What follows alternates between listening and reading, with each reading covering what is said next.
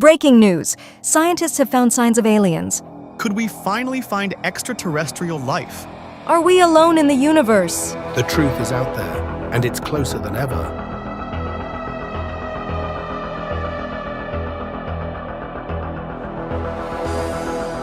Centuries, people have been asking this one question: do aliens exist? And from ancient civilizations thousands of years ago looking at the sky to modern day scientists using cutting edge technology, this age old question still remains unanswered. So, what's up, fellow space people? This is Space Heavy, and you're watching Will We Ever Find Aliens? So, let's start. 1961, in an attempt to calculate the amount of advanced alien civilizations there were, Dr. Frank Drake created an equation to come up with a rough estimate of extraterrestrial species called the Drake equation. So now it has a lot of factors like how many stars are born each year in our galaxy. Out of all those stars, how many have planets orbiting them? Out of those planets, how many could potentially support life? Out of how many of those planets with life does intelligent life even evolve? And out of how many of those intelligent civilizations develop technology that we could detect? Although it isn't the most accurate equation, but to this day, it is still the best way to estimate alien life around us. Alright, then enough of the complex math stuff. Now let's look at potential alien neighbors in our solar system and beyond it.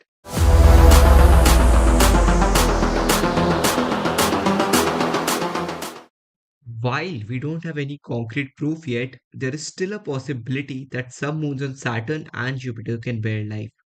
Moons like Europa, Titan, and Enceladus have shown signs of water and oxygen, which are major components in supporting life. Interestingly, NASA has been actively exploring the potential for life on these moons.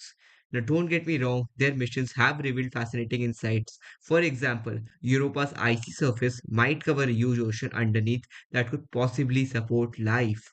Titan, with its methane lakes and river, presents a unique environment that would teach us about life beyond Earth. And even Enceladus, known for its geysers of water vapor and organic molecules, hints at an ocean beneath its surface, making it another promising candidate for life.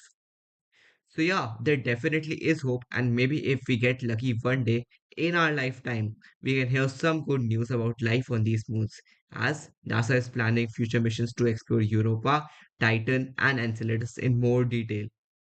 So, quickly like the video and subscribe because from here, the more Oh my interesting stuff is god, gonna start. no.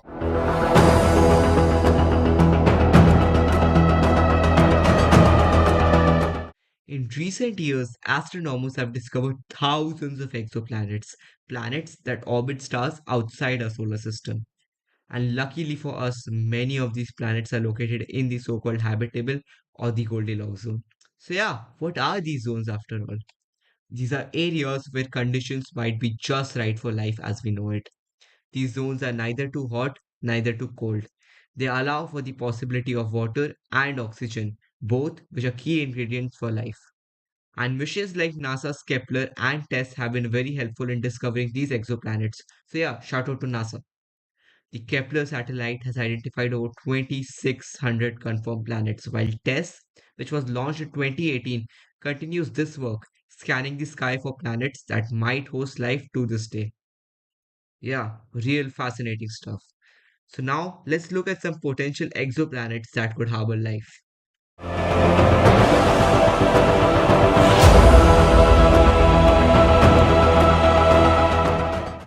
Proxima Centauri B. Okay, I don't know how to pronounce it, but it is one of the closest exoplanets to us and is just located 4.24 light years away from us. It lies in the habitable zone of its star, which is also called as Proxima Centauri for some reason. But this rocky planet has the potential for liquid water and the presence of oxygen, which makes it a prime candidate in the search of life.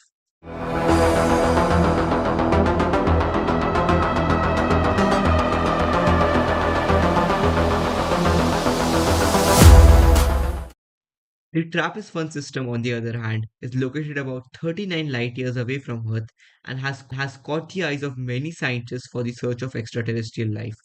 This is due to its seven Earth sized planets. Yes, you heard that right, seven Earth sized planets in one star system. Moreover, all of them are located in the habitable zone or the Goldilocks zone, and this means that all of them probably have the perfect conditions for life. This makes the Trappist system one of the strongest contenders for life, if not the strongest itself.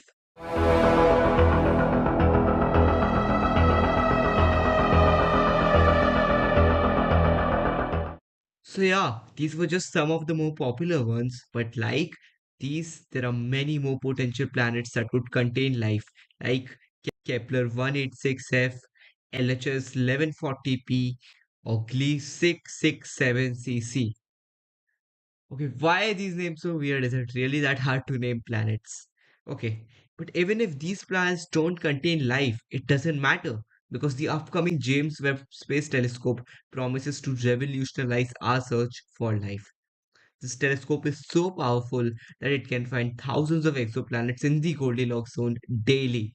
Yeah, just imagine that. Can you process that? Thousands of exoplanets in the Goldilocks zone. So now, if there are so many potential planets, there has to be life in one of them at least, right? But what if there isn't? And that is something we call the Fermi Paradox.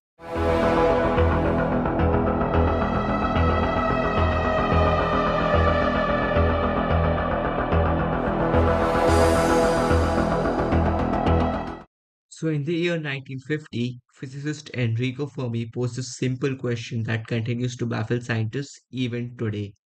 Where is everybody? This question, now known as the Fermi paradox, highlights the apparent contradiction between the high probability of extraterrestrial civilizations available and the lack of evidence towards it. So, even though the Drake equation that we discussed earlier in this video, remember, suggests a high probability of finding alien life, the Fermi paradox contradicts it by saying, if there was alien life, we'd have known about it till now. So, to support this hypothesis, there have been several theories, and we are going to discuss some of it.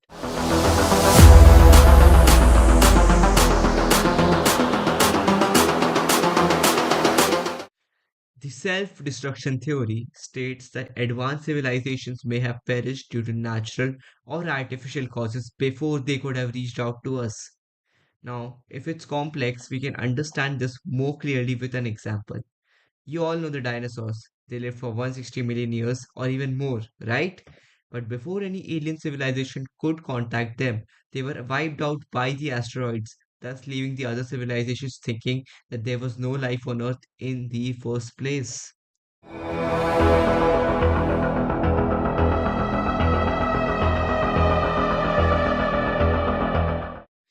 Now, one more interesting theory about this is the Great Filter. This one states that there is a stage in the evolution of life that is extremely difficult to surpass. Think of it like a test that if you fail, the species gets extinct. For example, for dinosaurs, this test could have been the asteroid. For mammoths, this could have been the climate change, meaning that both of these species failed their great filter. But not us humans. There is a great chance that this filter could be behind us and we have already passed it. This means we have achieved something that no one in the universe had already done, which is intelligent life. It is also really rare to do so, and we may be the first ones in the whole universe. So, yeah, this theory is the one that crushes your hopes about meeting aliens in your lifetime.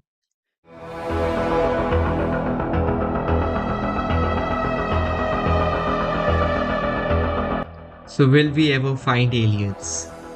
The truth is, I don't know. Actually, no one knows. Although the statistics favor us because of the huge size of the universe, there have been some pretty good arguments to counter it. But from Dr. Frank Drake's equation to icy moons of our solar system to Earth like exoplanets and finally to the Fermi paradox, each step brings us closer and closer to knowing more about this endless vast vacuum we call space.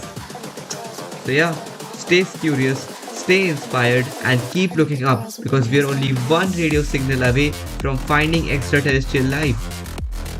Don't forget to like, share, subscribe, and comment what topic you want me to make a video on because a lot of exciting content is coming up soon on this channel. Till then, see you space people. Space AB out.